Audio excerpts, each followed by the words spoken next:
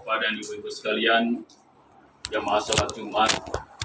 Alhamdulillah dengan karunia Allah Subhanahu wa taala pada siang hari ini kita sekalian bersama-sama bisa melaksanakan salah satu kewajiban kita, yaitu melaksanakan ibadah salat Jumat. Sebagaimana sunnah dari Rasulullah SAW dan juga perintah dari Allah Ta'ala bahwa dalam rangkaian salat Jumat, ibadah salat Jumat ini senantiasa diawali dengan khutbah Jumat. Pada siang hari ini, dengan karunia Allah Ta'ala, saya mendapatkan kesempatan untuk kembali bersilaturahmi dengan Bapak-Bapak dan Ibu sekalian. Juga sekaligus diminta untuk menyampaikan khutbah Jumat ini. Ayat yang tadi saya tilawatkan, yaitu surat Al-Maidah ayat ke-68, yang artinya, Ya ayuhar Rasul, wahai Rasul, baligh ma unzila ilaika mir rabbik, sampaikanlah apa yang Tuhan engkau turunkan kepada engkau. Wa ilam taf'al fama ballaghta risalatah, dan sekiranya engkau tidak melakukan hal itu, tidak menyampaikan apa yang diturunkan Allah Ta'ala kepada engkau, fama ballaghta risalatah, maka berarti engkau tidak menyampaikan amanatnya, amanat dari Allah Subhanahu wa taala. Wallahu ya'simuka minan nas, padahal sekiranya engkau wahai Rasul menyampaikan amanatnya ini, Allah Ta'ala akan menjaga engkau dari segala macam rencana-rencana buruk manusia untuk menggagalkan misi engkau ini. Dua maknanya di situ. Pertama, menjaga Rasulullah SAW dalam melaksanakan tugasnya. Yang kedua, janji Allah Ta'ala sekaligus bahwa jika engkau melaksanakan amanat ini, maka Allah Ta'ala akan memberikan kesuksesan dalam melaksanakan misi atau tugas ini. Jadi, kalau kita melihat ayat ini, siapapun yang melaksanakan tabligh itu, selama niat dan caranya benar, Allah Ta'ala menjanjikan dua hal kepada kita. Secara simbolik, ayat ini turun kepada Rasulullah SAW, bahwa apapun yang Allah Ta'ala turunkan kepada Rasulullah SAW, apakah itu berkenaan dengan keimanan, tentang Islam atau tentang ihsan, tentang akidah, tentang syariat, semuanya harus disampaikan kepada manusia dan tidak boleh ada yang disembunyikan. Ini menjadi kewajiban Rasulullah, juga menjadi kewajiban kita sebagai umatnya. Kita tahu bahwa hal-hal yang diturunkan Allah Ta'ala kepada Rasulullah itu adalah apa? Semuanya terangkum dalam apa? Dalam Al-Quran. Huzur Hadrat Masih Satwasa menyampaikan ada 700 hukum dalam Al-Quran. Semuanya itu harus kita sampaikan kepada umat manusia. Selain kita sendiri melaksanakannya, juga kita harus sampaikan kepada umat manusia. Mungkin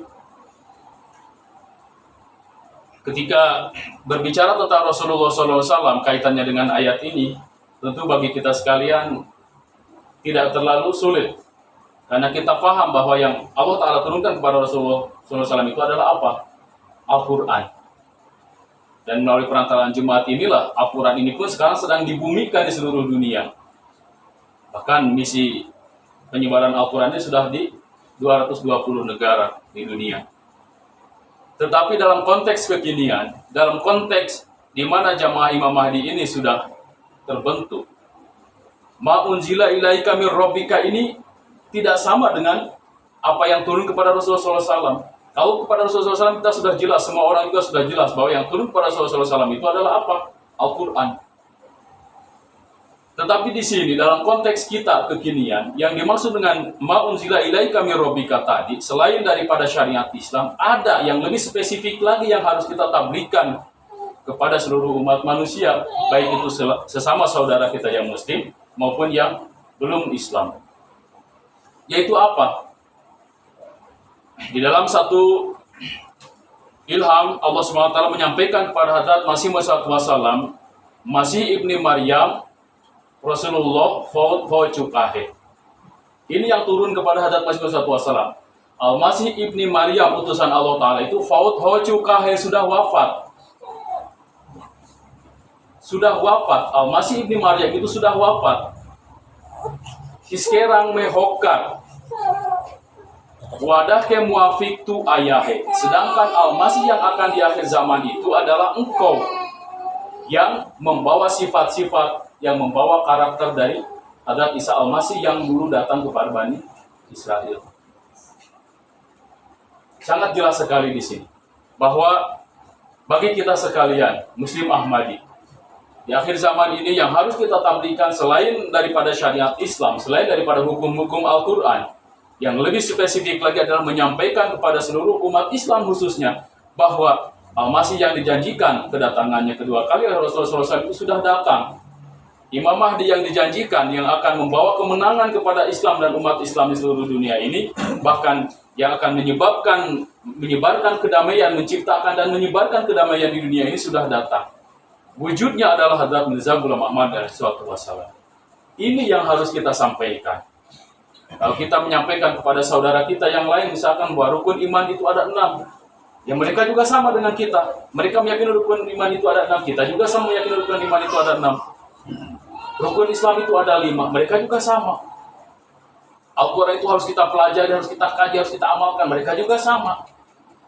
Jadi baligh ma unzila ilaika mir rabbika, untuk kita adalah menyampaikan bahwa Hadrat Isa Al-Masih alaihi wassalam dan Hadrat Imam Mahdi alaihi salam itu sudah turun. Dan wujudnya adalah Hadrat Mirza Ghulam Ahmad alaihi wassalam. Tinggal satu hal yang tersisa untuk kita, yaitu apa? Kita juga harus menyampaikan, dan ini adalah perintah dari Rasulullah SAW. Wa idza ra'aitumuhu fabayyuhu walau habban ala salji.